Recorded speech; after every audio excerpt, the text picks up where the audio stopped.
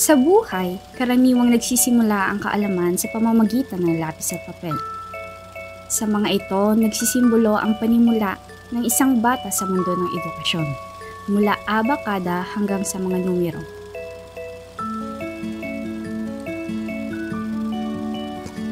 Subalit, hindi lahat ng mga bata ay nabibigyan ng tsansang masubukan ito. Sa gitna ng kahirapan, sa mga sulok ng lipunan, may mga naghihintay ng pag-asa. Mga bata sa komunidad na nawalan ng edukasyon, ng oportunidad, ng pag-asa at ng pangarap. Sila ay mga bata ng kahirapan. Ngunit, ang kanilang mga puso ay nagpapakita ng sakit ng karukhaan. Ang kanilang mga mata ay nagpapakita ng pangarap. Subalit, ang kanilang mga paa ay nagpapakita ng kawalan ng landas at pag-asa.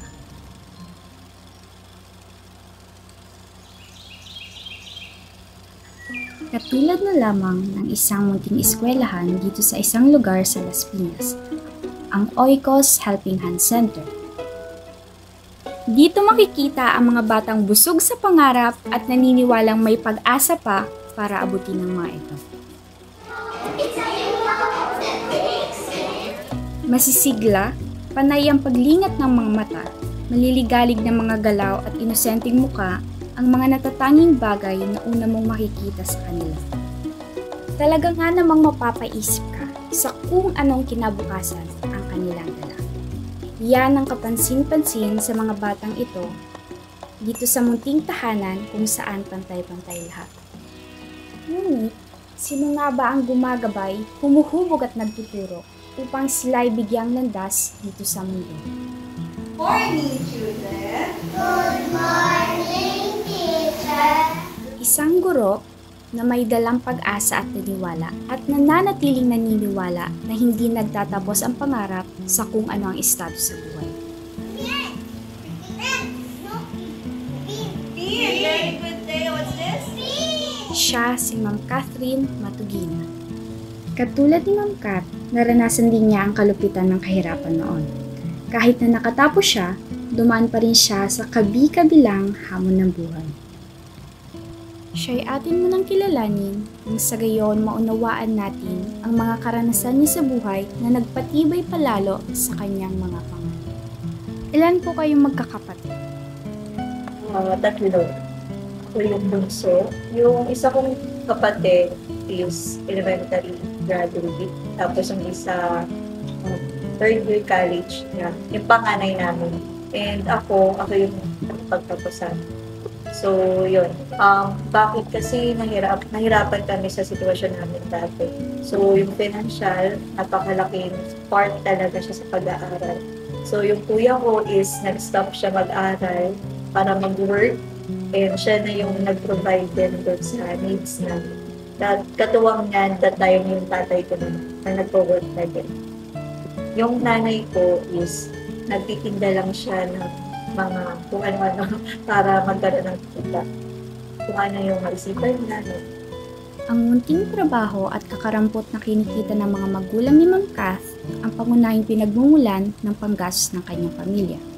Kahit na kinakaya, hindi pa rin ito sapat upang maiwasan nila ang suliraning nakalaan para sa kanila. Ano po sitwasyon niyo dati? Ayun, sobrang hirap kasi dahil nga yung work ng tatay ko, driver siya, pero hindi siya regular. So may days na walang biyahe, may days na meron. Yun, sobrang kulang kami financially para i-provide yung daily needs din talaga namin. Then yung kuya ko, dahil nag-stop na siya na yung nag-work ko. Pero kakaumpisa lang kasi niya noon, nung high school na ako. Doon na siya nag-start na mag-work. So, yun. Sobrang hirap that time nung high school ako. Kasi nga, may times, maraming beses na siguro sa isang linggo, 3 beses ako makaka-absent, dalawa. And yun, sa high school ako, meron doong time na every December, may pinipili yung teacher namin na bibigyan ng certificate galing sa alumni. So, ako laging pinipili. Kasi ako yung pinakamahirap sa klase na. So, kapag nabigyan ka ng certificate na yun, it means ikaw yung pinaka nangangailangan talaga. So, ilang taon siguro na naka-receive ako ng certificate galing sa alumni ng school na. And yun, sobrang nakakatuwa kasi every December, nagkakaroon kami ng handa ng pagpasko, kasi grocery yun. So, makakatanggap kami ng grocery kapag meron kami certificate. Pero sa kabila ng lahat, may nagmistulang pa ring ilaw sa madilim na paglakbay ni Ma'am Kat. Yon ay ang kanyang pamilya. Sobrang laki ng role ng family natin. Kasi number one, sila yung magiging support system natin. Yung pag-aaral, hindi siya madali. May mga times na maraming napapagod kayo kasi ang daming activity sa school, daming kailangan tapusin, and yung simpleng encouragement doon galing sa family mo is makakatulong siya sa atin para ma-motivate tayo na mag-aral na mabuti. Kung pamilya ang pag-uusapan, nakahanap din siya ng masasandalan noon. Yon ay ang Oikos Helping Hand, na nagsilbi rin bilang kanyang pangalawang tahanan. Upang maging madali para sa kanya ang mag-aral, kumuha si Ma'am Kat ng scholarship. Ilang taon ka po nung nakatanggap ka ng scholarship sa Oikos? 15, I think 15 years old. 15 hanggang 20 years old. Kasi mula 4th year high school, then hanggang college. Before ako maging scholar, nakaranas din ako na minsan wala kaming pambaon. So kapag wala akong baon, minsan dumadating ako sa time na gumagawa ko ng homework ng classmate ko. And in return, binibilhan nila ako ng merienda, tapos binabayaran nila ako. So, in that way, nagkakaroon ako ng pambaon. So, meron akong pamasahe pa uwi, meron akong pambaon, pampinabukasan. And, ayun, marami akong bagay na naranasan na sobrang nahihirapan din ako bago ako makapagtapos ng pag-aaral. And yun, thankful ako sa Oikos kasi binigyan nila ako ng scholarship, which is nakatulong talaga siya hanggang college. Kasi hindi lang sila nagpo-provide ng school needs namin, kundi yung monthly allowance, may grocery pa. So, ang laking tulong, hindi lang siya sa akin, kundi sa family ko doon. Sa taon ko kasi meron silang tinatawag na Agape Youth. So, nag-gather sila ng mga youth. Then, isa ako sa mga nag-join doon sa Agape Youth na yun. Then, that time, nag-aaral ako ng high school. Nasa 3rd year high school ako nung sumali ako sa youth. Then, nakita nila yung potential ko and nag-offer sila ng scholarship. So, from 4th year high school hanggang college, mag-graduate ako, in-sponsor nila ako. So, binigyan nila ako ng sponsor. Ano nga ba ang Agape Youth na ngayon ay Oikos? We are a Christian base, so we proclaim the Lordship or the Christian values, wherein, kasi naniniwala ang Oikos that hindi namin sila kayang alisin sa ganung sitwasyon, but the Lord can do miracles, can make a way for them. So, sinishare namin sa kanila na marinig nila yung gospel, because we are Christian base. And also, we also do some, the vision is to raise up leadership and discipleship, wherein sila mismo maglilid ng kapwa nila, kabarangay o kapitbahay. Higit pa ang nakikita ng Oikos Helping Hand kumpara sa mga ordinaryong tao. Hindi lang isang munting pagtulong sa pinansyal ang pinapahalagahan ng organisasyong ito, kundi pagbabago at pagpapaunlad sa kakayahan at paniniwala na meron ng isang tao. Si Teacher Kat, she was an old scholar before and she graduated secondary education at ngayon ay isa na siyang teacher sa Oikos Helping Hand Learning Center. She has been a great teacher na nag-start from scratch.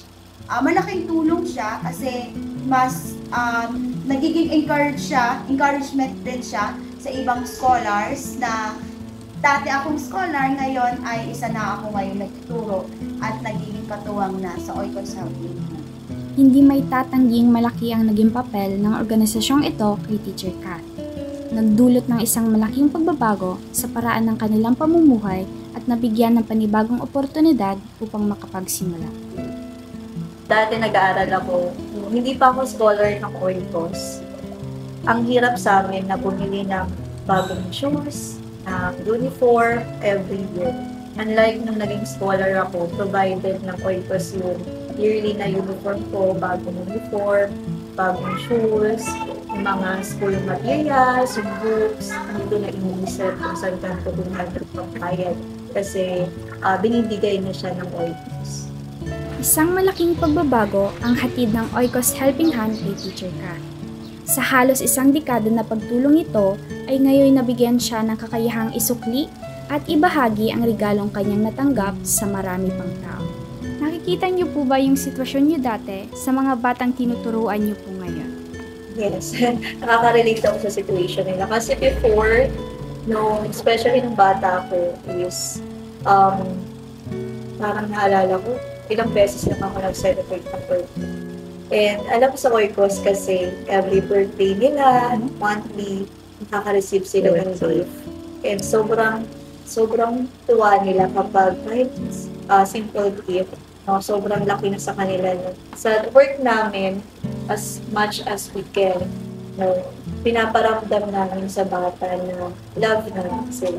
Kung dati ay hirap ang pamilya ni Ma'am Kat sa pinansyal at paraan ng pamumuhay, ay ngayon nagmistulang isang alaala at karanasan. Dahil sa kalinga ng organisasyong ito, ay mas lalong napagbuti ni Teacher Kat at ng kanyang pamilya ang araw-araw na pakikipagsapalaran sa mundo. Ang nooy problema, isa na itong makalumang instrumento na tumulong sa kanya para magsumikap sa mundo. Sobrang thankful ako sa parents namin kasi hindi kami iniwan, hindi kami pinabayaan na kahit ganyan yung sitwasyon namin, sobrang naramdaman namin yung support. Minsan kahit sobrang hirap i-provide ng ganito, pero nagagawa ng paraan ng parents namin. And yun yung naging way din kung bakit nagpatuloy din kami sa pag-aaral. Kasi yung parents namin hindi napagod. So bakit mapapagod yung pinag-aaral? Kilala ang edukasyon bilang isa sa mga pinakamahalagang bagay sa buhay ng isang tao. Isang karapatan at isang solusyon sa bawat bahagi ng pamumuhay at panimula ng bawat tao dito sa mundo. Gaano po ba kahalaga ang edukasyon? Sobrang halaga. Mahalaga. Sobrang mahalaga siya. Kasi pag wala kang pinag-aralan or hindi tayo nakatapos ng pag-aaral, mahihirapan tayo na mag-apply sa mga higher company. So, kaya yung education, libre naman siya. So, and nakita ko na kapag wala kang education, mas mahirap makaahon or makaalis sa sitwasyon na meron ka. Sa mahirap na sitwasyon or sa kahirapan. Ang edukasyon po ba ay para sa lahat? Yes. Karapatan ng bawat mamayang Pilipino na kapag-aral. So, and yun, hindi dapat inaalis lalo sa mga bata na makapag-aral. Kasi yun lang yung bagay na hindi makukuha ng ibang tao sa atin. Once na nakagraduate tayo, sa atin kasi yun, benefit natin. So, kapag tayo pagtapos ng pag-aaral is mas madali sa atin na humanap ng mas magandang trabaho. Ang pag-asa ay hindi lamang isang salita. Ito ay isang realidad. Tulad ng lapis at papel na nagiging instrumento hindi lamang para bumuo ng isang pangungusap, kundi para rin bumuo ng mga pangarap.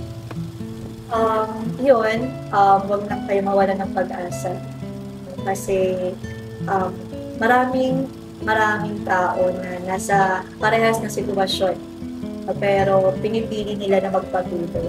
So, piliin natin na magpatuloy kasi at the end of the day, kung hindi tayo titigil, no, yung magiging successful tayo kung patuloy lang tayo na magtatry. And yun, huwag tayo matakot na mag-fail kasi part yun ng buhay natin. And kung mag-fail man tayo, piliin natin na bumangon at gawin ulit yung mga bagay na dapat gagawin natin. Huwag mo sayangin opportunity kasi may mga tao na hindi nila kayang magpag-aral kasi walang nagbibigay, walang support, no? Pero kayo na privilege na makapag-aral, samantalang nyo, and huwag mo sayangin yung trust ng family nyo sa inyo. And malay mo, ikaw yung mag-break ng generation na meron kayo, kahirapan nyo. So, huwag sayangin ang opportunity. Mahalaga nga ang edukasyon. Gayunpaman, hindi nawawala at hindi mawala-wala ang kahirapan sa pag-abot nito. Blanko at mapaglarong kaisipan. Walang muwang kamalaya. Sa hindi alam na kapalaran, sila ang nangangailangan ng gabay.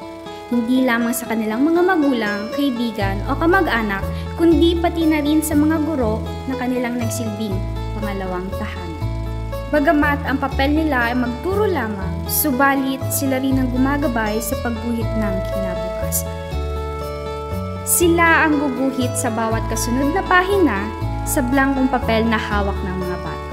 Sila ay magsisilbing pantulong na borador sa pagbuo ng kinabukasang istorya.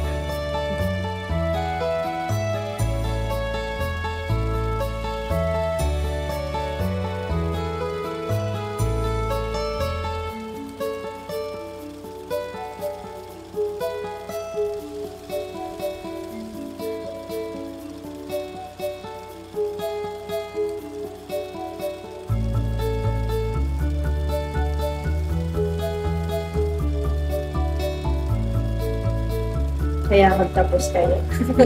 Tapos tayo. Yes.